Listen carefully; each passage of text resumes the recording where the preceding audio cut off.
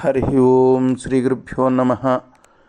అవిద్యానామంతస్థిమిరమిహిరద్వీపనగరీ జడానాం చైతన్యస్తబకమకరందశ్రుతిఝరీ దరిద్రాణాం చింతామణిగుణనికా జన్మజలధౌ నిమగ్నానాం దంష్ట్రామురరిపు వరాహస్య భవతి. శుక్లాంబరధరం విష్ణుం శశివర్ణం చతుర్భుజం ప్రసన్నవదనం ధ్యాయేత్ సర్వవిఘ్నోపశాంతయేత్. వందే గురుపదద్వంద్వమపాన్మానసగోచరం రక్తశుక్లప్రభామిశ్రమతర్క్యం త్రైపురం మహః. సానందమానందవనే వసంతం ఆనందకందం హతపాపబృందం వారాణసీనాథమనాథనాథం శ్రీవిశ్వనాథం శరణం ప్రపద్యే.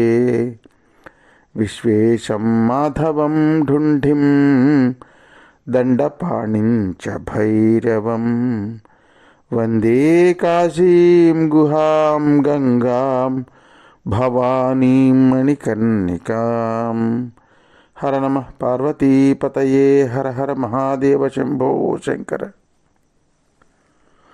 వ్యాసుడికి శిష్యులతో సహా మృష్టాన్న భోజనం పెట్టిన తర్వాత 4 రకాల పదార్థాలు కడుపు నిండుగా ఎవరెవరికి ఏది ఇష్టమో అది వాళ్ళు మనసారా తిన్నారట.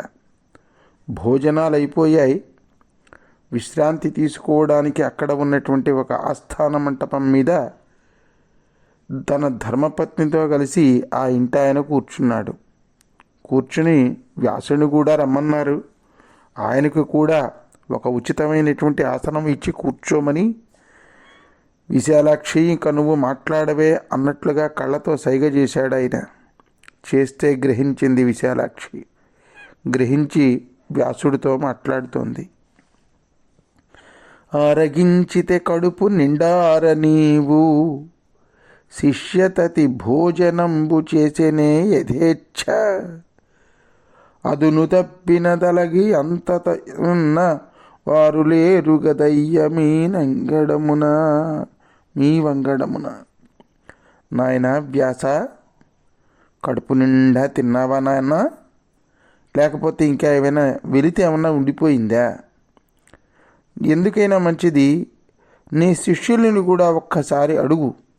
వాళ్ళు కూడా తృప్తిగా భోజనం చేశారా లేదా ఒక్కసారి అడుగు అని అంటే వ్యాసుడు అన్నాడు, అమ్మా, షడ్రుచులతో తీపి, చేదు, వగరు, పులుపు, ఉప్పు, కారం ఏ ఆహార పదార్థంలో ఏది ఎంత మోతాదులో ఉండాలో అంత మోతాదులో ఉన్నాయమ్మా. కాఫీలో పంచదార ఎంత ఉండాలో అంతే ఉండాలి. తక్కువైతే కాఫీ చేదుగా ఉంటుంది, ఎక్కువైతే పానకంలా ఉంటుంది. అదే చక్కెర పొంగలు చేసామనుకోండి, కాస్త చక్కెర ఎక్కువే వేయాలి. ఇలా కొన్ని వంటకాలలో పులుపు కూడా వాడుతాం, ఉప్పు కూడా వాడుతాం. ఒక పదార్థంలో కాస్త పులుపు ఎక్కువ ఉండాలి, వేరే పదార్థంలో కాస్త ఉప్పు ఎక్కువ ఉండాలి, బాగుంటుంది తినడానికి. ఒక రుచి ప్రధానంగా ఉంటుంది, మిగతా రుచులు కూడా ఉంటాయి, దానికి ప్రత్యంగాల కింద ఉంటాయి, అవి ఉండాలి కూడాను. ఇలా భక్ష్య, భోజ్య, చోహ్య, లేహ్యములు అనేటటువంటి 4 రకాల ఆహారములు కూడా మా నాలుకలకు పండుగ చేశాయమ్మా. ఓహోహోహోహోహోహో, ఏమి రుచులు, ఏమి రుచులు, ఏమి రుచులు!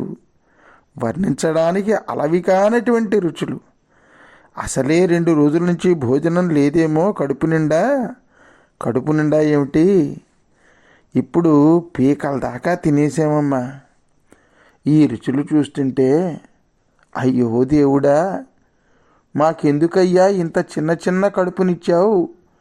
కాస్త పెద్ద కడుపునిస్తే ఇంకాస్త తిందుము కదా అని అనిపిస్తోందమ్మా. అంత రుచిగా ఉన్నాయమ్మా, కడుపులు నిండిపోయాయి. ఇటువంటి అత్యద్భుతమైనటువంటి భోజనం ఇంతకుముందు ఎప్పుడూ చూడలేదు, ఎక్కడా వినలేదు. అసలు పాత్రలలో కూరలు, పచ్చళ్ళు, చారులు, పిండి వంటలు, పాయసాలు, పరమాన్నాలు వాటంతటా అవే ఎలా పుట్టేసేయో ఏమో. మీ ప్రభావం మీకే తెలియాలి. మాలాంటి అలుపులకి ఏం తెలుస్తుందమ్మా? అమ్మా, ఎందుకో కానీ మిమ్మల్ని చూస్తూ ఉంటే నువ్వు విశాలాక్షి భవానివి అనిపిస్తోంది. ఈ అయ్య సాక్షాత్తు ఆ విశ్వేశ్వర శ్రీమన్మహాదేవుడు అని అనిపిస్తుంది. ఇంకా రహస్యం తెలిసిపోలేదు, ఆయనకు అలా అనిపించింది. మరి కాశీలో భోజనం పెట్టినటువంటి వాళ్ళని అలా పొగడాలని పొగిడేటు అని వ్యాసుడు చెప్తే అప్పుడు చూసింది అమ్మ. అప్పటిదాకా అన్నం పెట్టి ఆకలి తీర్చినటువంటి అమ్మకి ఈయన కాశీ విషయంలో చేసినటువంటి అపరాధానికి తగిన శిక్ష విధించాలి అని నిర్ణయించుకుంది. అమ్మ చూపులు మారాయి. ఆవిడే విశాలాక్షి భవాని, ఆవిడే అన్నపూర్ణ భవాని, ఆవిడే అవసరమైతే అపర కాళికా భవాని. ఆవిడంటుంది, మేలగు కాశీనగరం వీలాగున భక్తి కలిగేనే భోజనమే, వేళంబుట్టదు పుట్టని వేళంకి నియంగదగునే వేదవ్యాస. బాగుంది నాయన. ఇలాగే కాశీనగరం మీద నిజంగా భక్తి ఉంటే, విశాలాక్షి అమ్మ మీద నీకు నిజంగా భక్తి ఉంటే, విశ్వనాథుడి మీద నీకు నిజంగా భక్తి ఉంటే కాశీలో భోజనం పుట్టకపోవడం ఏమిటర్రా? కాశీలో భోజనం పుట్టకపోవడం ఏమిట్రా? అటువంటి పరిస్థితి రాదుగాక రాదు. పోని ఒకవేళ వచ్చింది అనుకో, కినీయంగా అంటే కినుక వహించడం అంటే ఒకవేళ అటువంటి పరిస్థితే కానీ వస్తే అలిగి కోపపడిపోయి శాపం పెట్టేయడానికి సిద్ధపడిపోవడం ఎంతవరకు సరైనటువంటి చర్య? ఒక్కసారి ఆలోచించవయ్యా వేదవ్యాస. ఎట్టు పురాణముల్ 18 చెప్పితి. 18 పురాణాలు రచించావా? ఎలా రచించావయ్యా ఇంత కోపిష్టివాడివి? ఎట్లు వేదముల్ గట్టితి వేర్పరించి.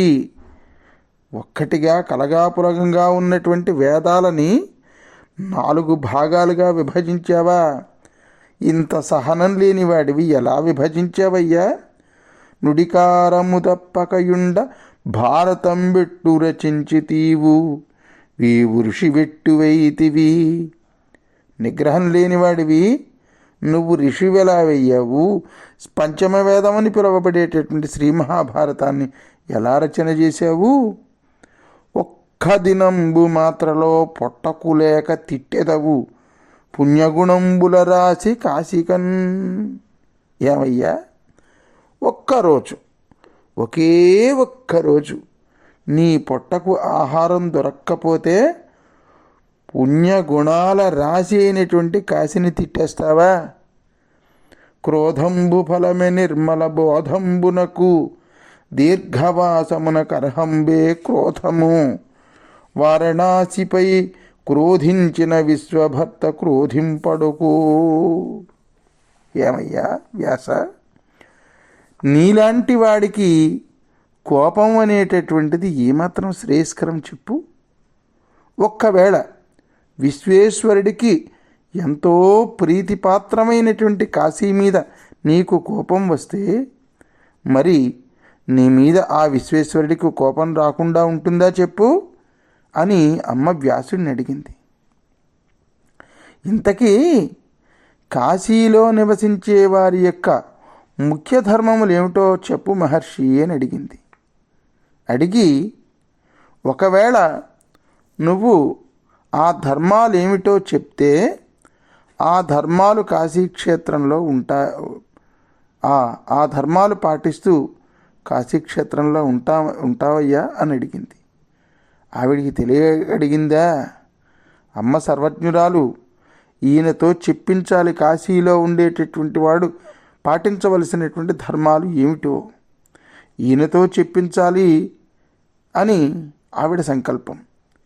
దానికి వ్యాసుడన్నాడు, అమ్మా నీ ఆజ్ఞ ప్రకారం చెప్తానమ్మా అని వ్యాసుడు ఏమి చెప్పాడో మనం రేపటి కథా కార్యక్రమంలో శ్రద్ధగా వినేటటువంటి ప్రయత్నం చేద్దాం భక్త మహాశైర్యాల. అంతవరకు స్వస్తి ప్రజాభ్య పరిపాలయంతాం న్యాయేన మార్గేణ మహిమహీషాః. గో బ్రాహ్మణేభ్య శుభమస్తు నిత్యం. లోకా సమస్తా సుఖినో భవంతు. సర్వే జనా సుఖినో భవంతు.